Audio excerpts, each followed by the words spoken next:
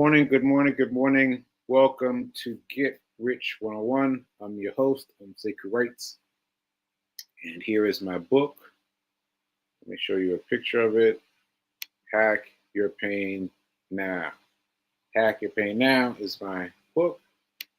And shout out to New Thought Media Network for allowing me this space to prosper, to prosper, to prosper.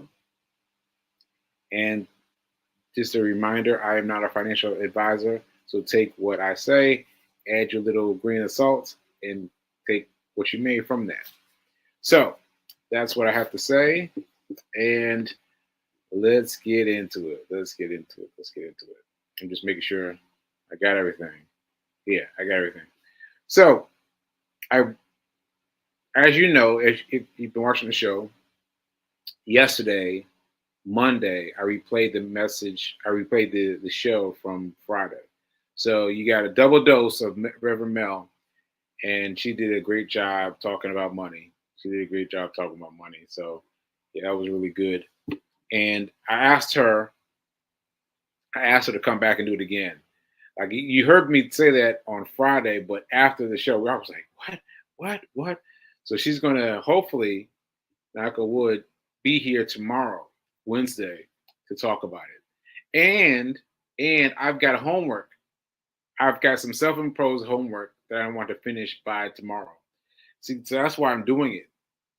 I'm having her come every week so that I have a week of time to exercise some of the variables, the things that she has issued for us to do.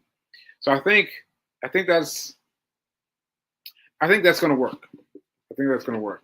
So my goal is to have something, something done in the credit world.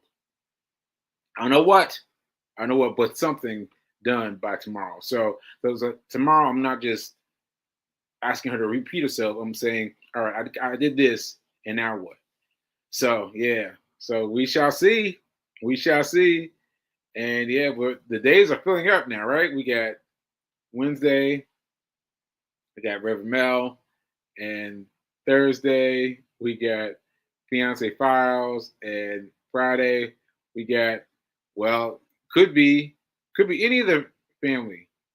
Could be. I say that because it started off with Pops, but then Mama Janet came on, and maybe mom might want to jump in there too. So anyway, I'm feeling greatly, what's the word? I feel beneficial. That's not the right word, but you know what I mean. But I feel grateful for all these pieces of energy coming my way. Ashe, ashe, ashe. Okay, so let's talk about the weekend. Let's talk about the weekend because a lot of things happened this weekend, and oh, here's Fee King. Fee King is out and about doing her Uber Eats. He's doing her Uber Eats out there in Jersey. She's out in Jersey right now. Actually, let me talk about this first. So I did this with her yesterday. I went with her and I did it the whole day. I expected to just do it for one or two deliveries and be gone. But I stuck with her the whole day and I got to see what that environment was like. And I gotta tell you that she does her her Uber Eats entirely different than I do my DoorDash. Like entirely different. Entirely different. So I was like, wow, this is really interesting. The differences. So anyway, I got to check out her method, and I got to see some of Jersey. I mean, I've never seen Jersey. Well, at least since the awakening. That's what I'm calling it. It since I had the stroke. It's since the awakening, I haven't seen Jersey like this before because I was actually on my street, on my block. I used to live in Jersey, y'all. I used to live in Jersey, and I used to live in Jersey for a brief speck of time. But I was on that street, and I was like, wait a minute. this is my block. This is my block. So there was that. That was interesting, and the block has changed so much. So since um, yeah, since the time has passed, and everything had changed. Everything had changed. It would look so different. Look so different. So anyway, I got to check all that out, and uh, well, I guess that's it. I guess that's it. Just very different ways of doing the same job. The same job, but very different ways of doing it. Right. Okay, so that's that. And what was I starting off to say? What was I starting to say again? Oh no. Uh, hmm. Well, oh, okay. Oh, the weekend. The weekend in general. So this happened randomly. My building is attached to Signature Theater. So it's attached to a theater space, right? And so you go out to the front door, you go down a couple doors, and then there's a theater space, right? And we usually go over there to work. Well, Fee much more than me. Fee much more than me. Fee has met all kinds of people working at signature space. I don't know how she does it, but she's met a bunch of people, and I have been, kind of itsy bitsy creeping in, but she has met a bunch of people. Anyway, we're in the theater space, and then she gets a text from her friend saying, "Hey, I got an extra ticket uh, to see a play at Signature Space." She's like, "What? I'm already at Signature Space." And so yeah, so that's what we did. So anyway, he had one extra ticket, so I spent what it was for one ticket, and I got box seats. I got box seats. So last time Fee and I went to the show, we went to see Hell's Kitchen. Let's see Hell's Kitchen, and I was looking at the box seats. I was like reminded of having box seats before, because box seats are amazing because you can move around. Like you can physically move the chairs. The chairs are just placed there, unlike the chairs that are on the rows that are just fold. You just sit down to let you in them, and that's it. And there's no room between you and the chair in front of you. But in the back seats, you've got room. You've got room. You got room to move around. So that's great. So I talked about this, and Fee and I talked about it, and we made a promise to ourselves to focus on box seats. So when I saw that they had box seats at the theater, I was like, yeah, box seats, box seats. So anyway, that was pretty cool. So anyway, the show was great. It was by Dominique Morceau. It's a friend of mine, and it was. Oh, and by the way, Dominique was there. Dominique was there. She was giving a talk after the afternoon showing. Now we wouldn't have seen it if we just come for the time for the evening showing, because that's what we were invited to, right? We were already there because we were working, right? And so we saw them. I was like, hey. So I came over. I said, hey to Dominique, introduced her to Fee King, and everybody got. Oh, there's a picture. Oh shoot. Let me see if I can find this picture. Let me see if I can find this picture. So while I'm trying to find the picture, so I got her together, and I'm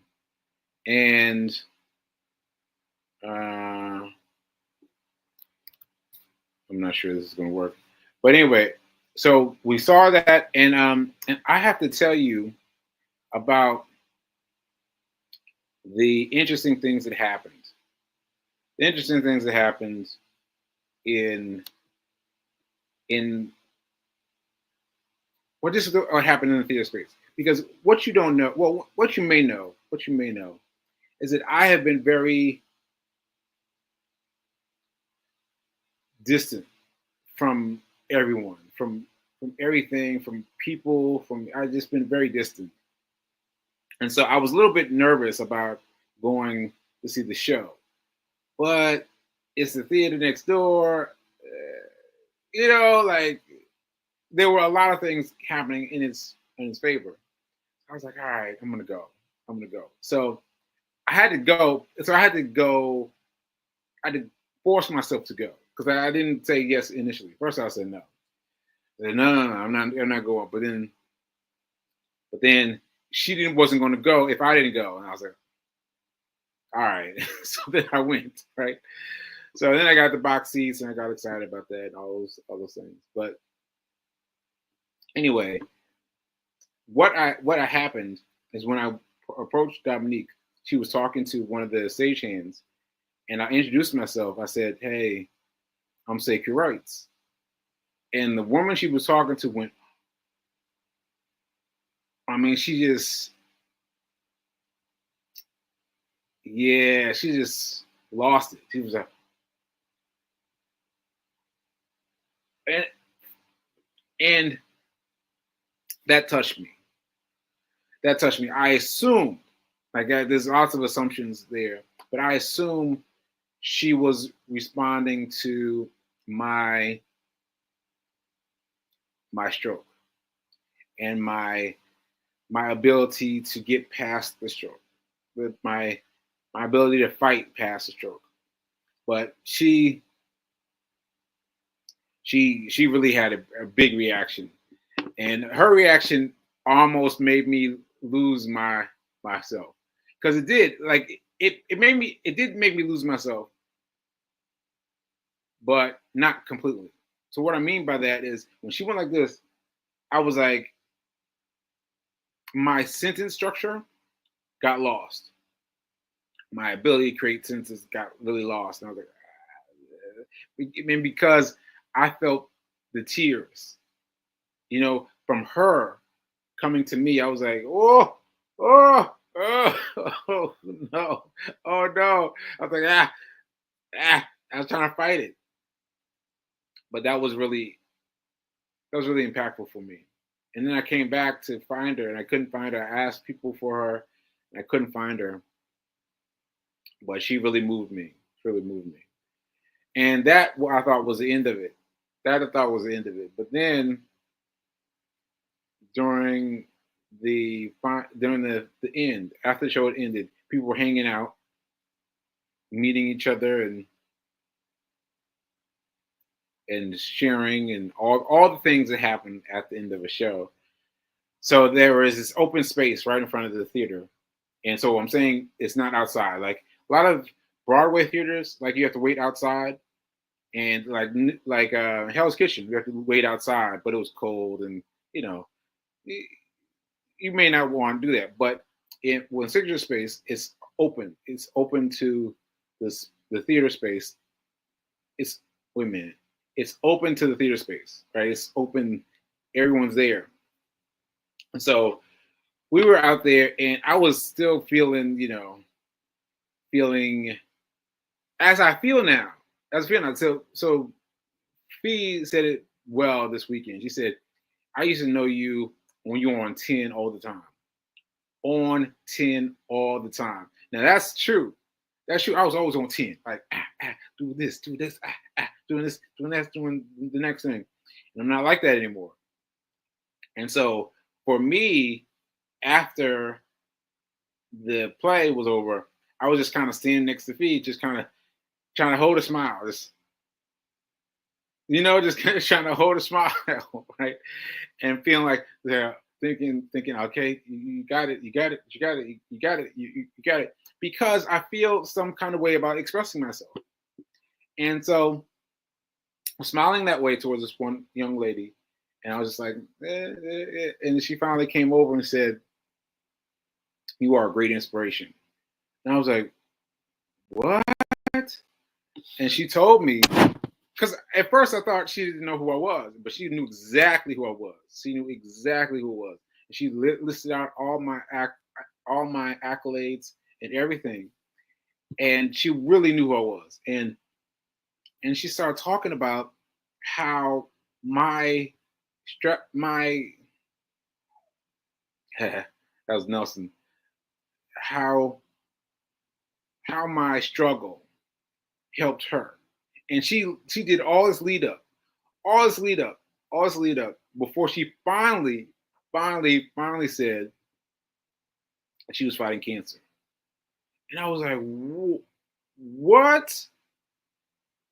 What? And she said she's in remission, but she's been fighting and she's been running, and she's run a half marathon, and she's trying to get back to running, and like all these things. And she was crediting me with giving her the strength to fight on.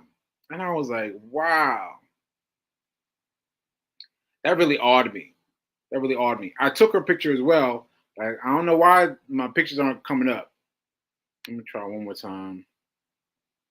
Let me try this. This. Yeah, it's not coming up. Photos aren't coming up. But yeah, I took a picture with her, and I gotta tell you, I had a weird reaction though. Even though what she said was great, and she's fighting cancer, and I'm helping her fight cancer, and all the things were great, I felt like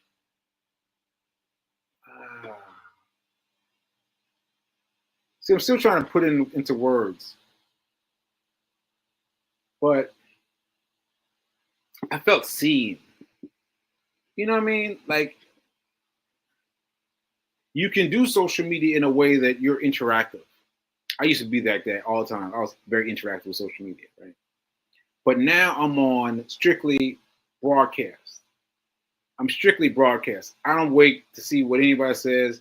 I don't wait to see how many photos, how many likes, how many dislikes, what people are saying. I'm off of all of that. I'm only broadcasting. I'm only telling you what I'm doing. And basically, I'm doing my run report every day. So I'm posting every day. And also, I'm doing a little bit in terms of Get Rich 101, in terms of a small 60-second bit on YouTube. And so just that alone, it's a lot of stuff. If you think about it, always on stream, always on broadcast. But when you have somebody respond to everything that you're putting out, it makes you feel seen. You know, because I'm not looking at anything, I'm not looking at the number of times I've been watched or any of that. I just do it. I just do it again. But having someone react to it, respond to it, it just made me feel like, you know. And it took me the whole weekend to really like get right with it. And so now I'm going to do my regular thing in terms of social media, but I'm going to be more consistent about it.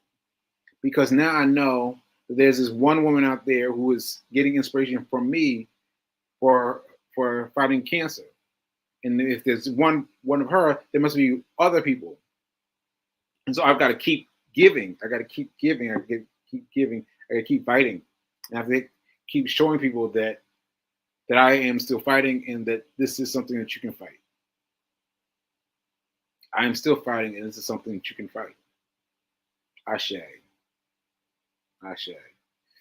Yeah. So anyway, those two instances of getting recognized, and Dion also was reacting to me in terms of my stroke, and she told me her father had a stroke, and she told me how her father dealt with it, and her father inspired me. Her story about her father inspired me. I was like, woo. I mean, oh man. And having achieved less than I've achieved. So I feel it. I feel it for him. Oh, maybe Tiana, you should do a play about your father. That would be dope. Anyway, sorry to interrupt. But yeah, it was really good. It was really good. Yeah, it was really good. So yeah, all happened randomly. And yeah, and that's where we are. Okay, so Fee King is saying thank you for accompanying me. Yeah, yeah, yeah, Fee. And oh yeah, the Mad Creole was, I think, the name of the play. It was a play about Theon is Haitian, and this was about the world of Haitians. And what's interesting, it was that this everyone on stage was black. It was a widely diverse group of people coming to see it. So that was really cool. That was really cool. And again, just steps away from the house, like just that close. So anyway, great show, great show. Oh, Bad Creole, Bad Creole, Bad Creole, Bad Creole. Okay, okay. So that said, all that said, I wanted to talk to you also about I told you that I've been wanting to talk to you about shows, because shows, I think you can really get it in your system. Get it in your system, and you're watching shows, and so me talking about shows will help you. Okay. So I want to talk about this show. This show. This is called How to Get Rich. How to Get Rich. How to Get Rich. So I forget his name now. Sorry, but the main character there. Oh, does he have it on this page? Yeah, Ramit Sethi. Ramit Sethi. So Ramit, I've known for a long time in passing because I have his book. His book is "I'm Gonna Make You Rich." I'm gonna make you rich. Something like that. Something very simple and easy and very direct. I'm gonna make you rich. And I've had it for years and years and years and years and years. And I've never opened it. I've opened it a little bit, but not really. But I recognize him and I recognize what he's trying to do. Right. And so I watched this show, and his approach shifted. Like, there were some things I didn't agree with, and I think that's important for you to know, that there are pieces of rich people, and they're going to give you their advice, but it doesn't work for you. Like, that's important for you to understand, that the rich people can just help you a little bit in their field, but his field is different from this field, is different from this field, is different from this field, because they're all different. And all of them work. All of them work. You've got to decide which way you want to go and give yourself to it.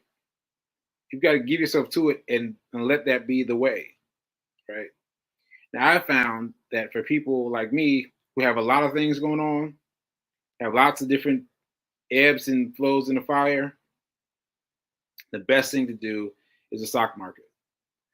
That's my experience, because the stock market is pretty straight. Like, it doesn't seem like it when you're not in it, but once you're in it, you're like, oh, this is pretty straight. But let that money grow and grow and grow and grow and grow on the side while you continue to do your thing, your various things, right? Like, I got, and so the woman who's fighting cancer asked me if I'm still doing bracelets, and I was like, oh, if I'm still doing bracelets, yeah. And so I was like, not really. But I've chosen not to do bracelets now, because that's one more thing that can take me away from learning how to be rich. Like, I need you to understand that I am very serious about this. I'm focused on how to become rich quickly, right? Because I need it, right? Like, all these bills that have come to to that have been charged to me, just based on the amount of time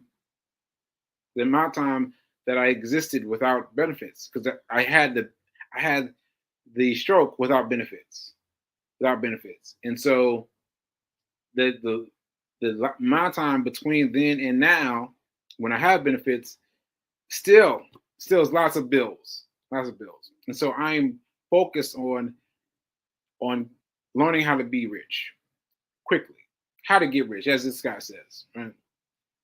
So anyway, Ramen Tetha in How to Be Rich, you should check it out. You should watch the show. It's on Netflix, as you can see, and you will notice that his vibe changes. His vibe in the beginning is very kind of ha ha ha ha ha ha ha. That's the way I would say it. Ha ha ha. I'm rich. You aren't. Ha ha. But then he mellows as the course of the film, as the course of the series goes, and he does more to help them. But I want to make it clear, though, you're not going to agree. Well, you might agree with everything he has to say, but you might not agree with everything he has to say. That's okay. You can still use what you can use to help you get rich.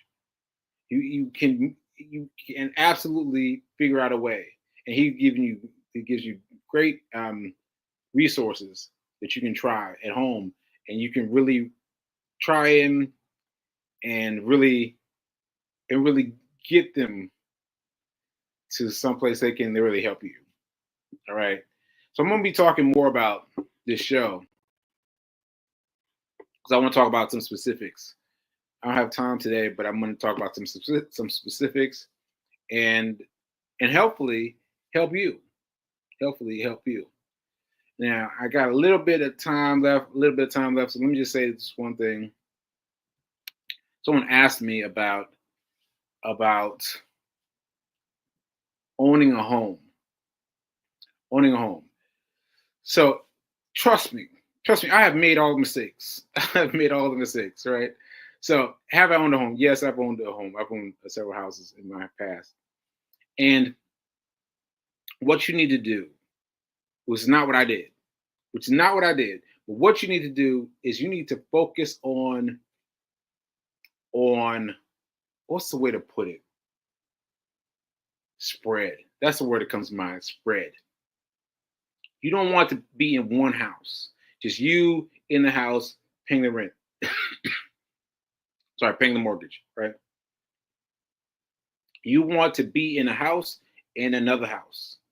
You want to be in a house and you have duplex. You want to have a duplex, have two families, right? That's ideal. But your first house, you should get a duplex, ideally. If you can't get a duplex, get out of that house and rent it out. Rent it out or do Airbnb or whatever, but get out. It's going to be uncomfortable for a while. It's going to be uncomfortable for a while. Most people don't want to do it. Most people will not do it based on my advice. But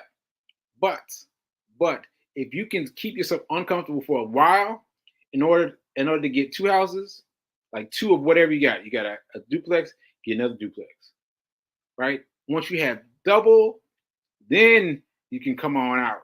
Then you can come on out and live where you want. But you gotta get out of that one-to-one ratio. You gotta get out of that one-to-one ratio, and a duplex would help you.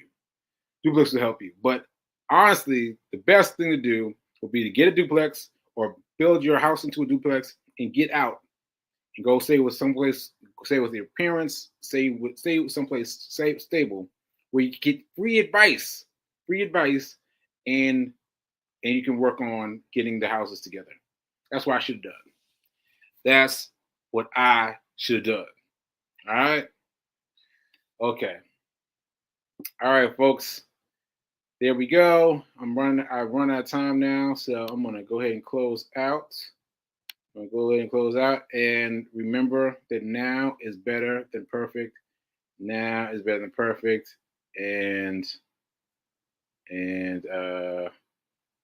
yeah, I guess that's it. Now it's better than perfect. All right. Ashe. Later.